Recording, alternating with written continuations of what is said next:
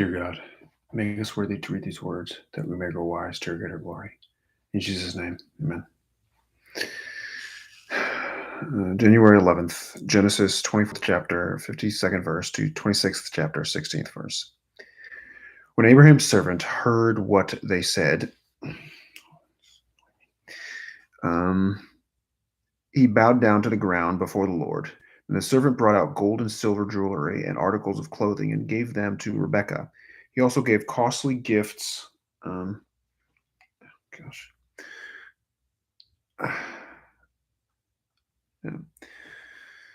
He also gave costly gifts to her brother and to her mother.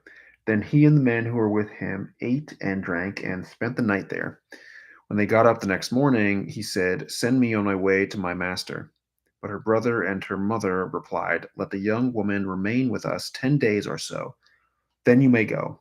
But he said to them, "Do not detain me, now that the Lord has granted success to my journey. Send me on my way so I may go to my master." Then they said, "Let's call the young woman and ask her about it." So they called Rebekah and asked her, "Will you go with this man?" "I will go," she said. So they sent their sister Rebekah on her way along with her nurse and Abraham's servant and his men. And they blessed Rebekah and said to her, "Our sister, may you increase to thousands upon thousands. May your offspring possess the cities of their enemies." And Rebekah and her attendants got ready and mounted the camels and went back with the man. So the servant took Rebekah and left. Now Isaac had come from Beer Lahai Roi, for he was living in the Negev. He went out to the field one evening to meditate, and as he looked up, he saw camels approaching. Rebekah also looked up and saw Isaac. She got down from her camel and asked the servant, "Who is that man in the field coming to meet us?" "He is my master," the servant answered. So she took her veil and covered herself. And the servant told Isaac all he had done. Isaac brought her into the tent of his mother Sarah, and he married Rebekah. So she became his wife, and he loved her. And Isaac was comforted after his mother's death. Abraham had taken another wife, whose name was Keturah. She bore him Zimram, Jokshan, Medan, Midian, Ishbak, and Shua. Jokshan was the father of Reba and Dedan. The descendants of Dedan were the Asherites, the Letushites, and the Leumites. The sons of Midian were Epher, Hanok, Abidah, Eldah. All these were descendants of Keturah. Abraham left everything he owned to Isaac. But while he was still living, he gave gifts to the sons of his concubines and sent them away from his son Isaac to the land of the east. Abraham lived 175 years. Then Abraham breathed his last and died at a good old age, an old man and full of years, and he was gathered to his people. His sons Isaac and Ishmael buried him in the cave of Machpelah near Mamre in the field of Ephron, son of Zohar the Hittite, the field Abraham had bought from the Hittites. There Abraham was buried with his wife Sarah. After Abraham's death, God blessed his son Isaac, who then lived near Beer Lahai Roi. This is the account of the family line of Abraham's son Ishmael, whom Sarah's slave Hagar the Egyptian bore to Abraham. These are the names of the sons of Ishmael, listed in the order of their birth.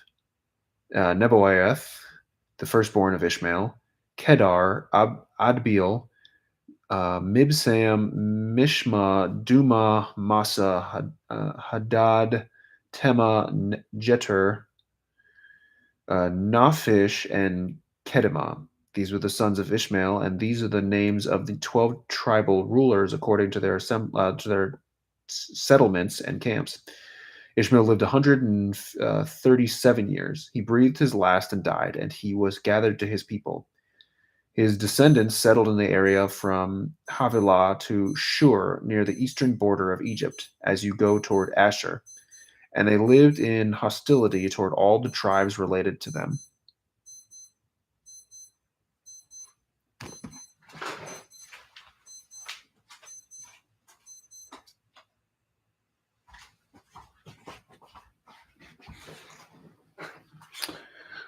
Okay, let's see.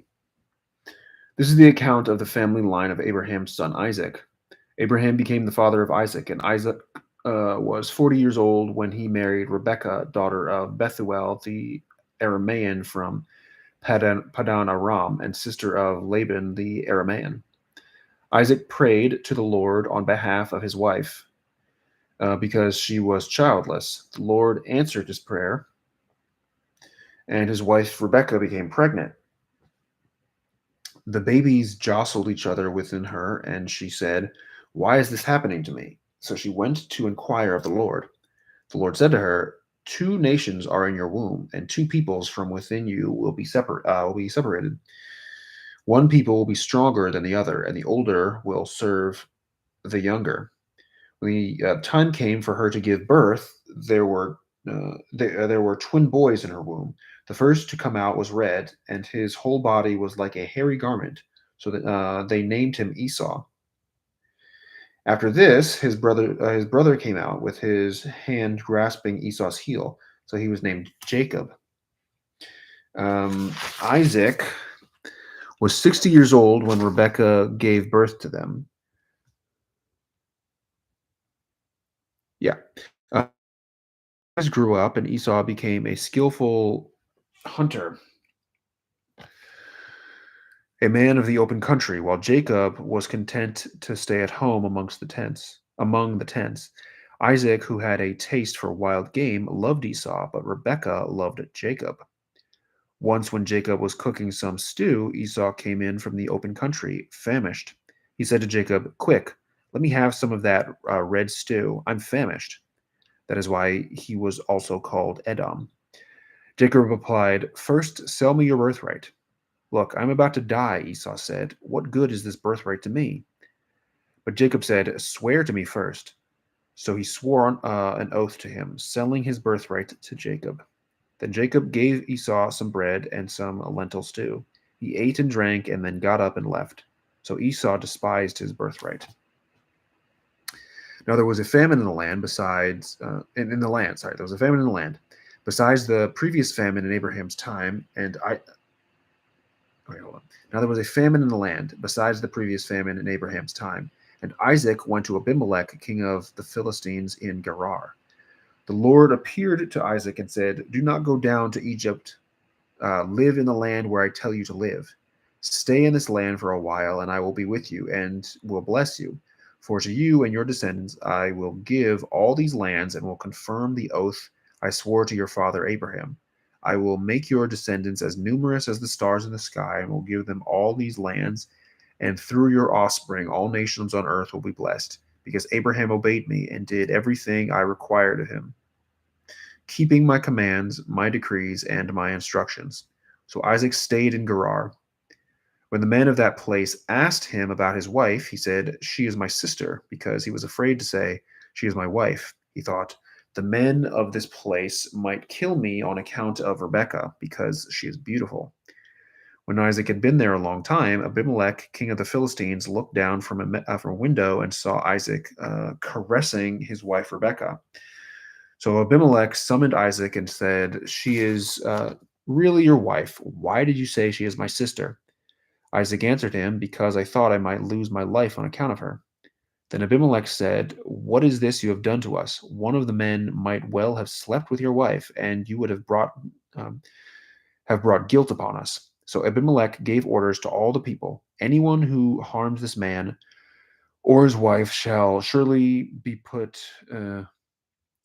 Sorry. Yeah, be put to death. Thou shall surely be put to death. Isaac planted crops in that land, and the same year reaped 100-fold, because the Lord blessed him. The man became rich, and his wealth continued to grow until he became very wealthy. He had so many flocks and herds and servants that the Philistines envied him. So all the wells that his father's servants had dug in the time of his father Abraham, the Philistines stopped up, filling them with earth. Then Abimelech said to Isaac, "Move away from us. You have become too powerful for us." The word of the Lord. Thanks be to God. Matthew 8th chapter, 18th to 34th verse. When Jesus saw the crowd around him, he gave orders to cross to the other side of the lake. Then a teacher of the law came to him and said, "Teacher, I will follow you wherever you go." Jesus replied, "Foxes have dens and birds have nests, but the Son of Man has no place to lay his head." Another disciple said to him, "Lord, first let me go and bury my father." But Jesus told him, "Follow me and let the dead bury their own dead." Then he got into the boat, and his disciples followed him. Suddenly, a furious storm came up on the lake, so that the waves swept over the boat. But Jesus was sleeping. The disciples went and woke him, saying, "Lord, save us, we're going to drown." He replied, "You of little faith, why are you so afraid?" Then he got up and rebuked the winds and the waves, and it was completely calm. The men were amazed and asked, "What kind of man is this? Even the winds and the waves obey him." When he arrived at the other side, in the region of the gardens, um, two demon possessed men coming from the tombs met him. They were so violent that no one could pass that way. "What do you want with us, Son of God?" they shouted. "Have you come here to torture us before the appointed time?" Some distance from them, a large herd of pigs was feeding. The demons begged Jesus, "If you drive us out, send us into the herd of pigs." He said to them, "Go." He said to them, "Go." So they came out and went into the pigs, and the whole herd rushed down the steep bank into the lake and died in the water. Those tending the pigs ran off, went into the town, and reported all this, including what had happened to the demon possessed man. Then the whole town went out to meet Jesus, and when they saw him, they pleaded with him to leave their region. The word of the Lord. Thanks be to God.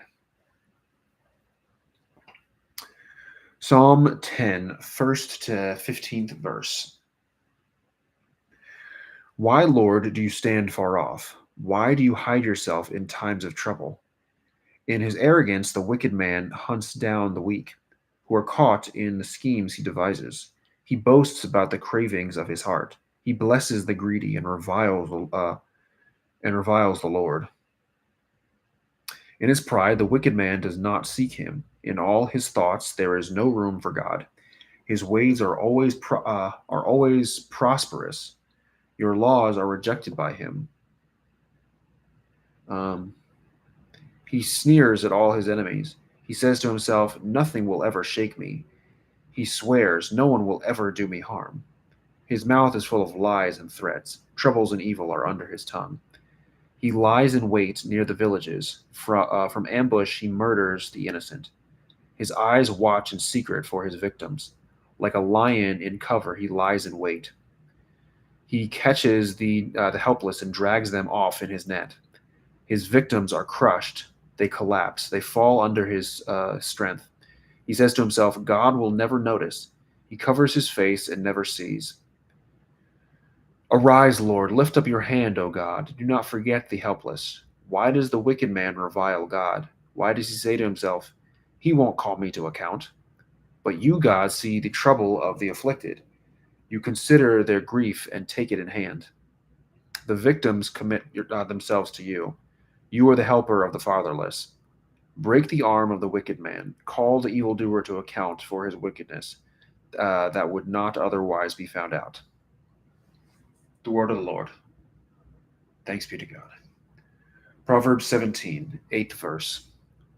Do not be wise in your own eyes. Fear the Lord and shun evil. This will bring health. This will bring health to your body and nourishment to your bones. The word of the Lord. Thanks be to God.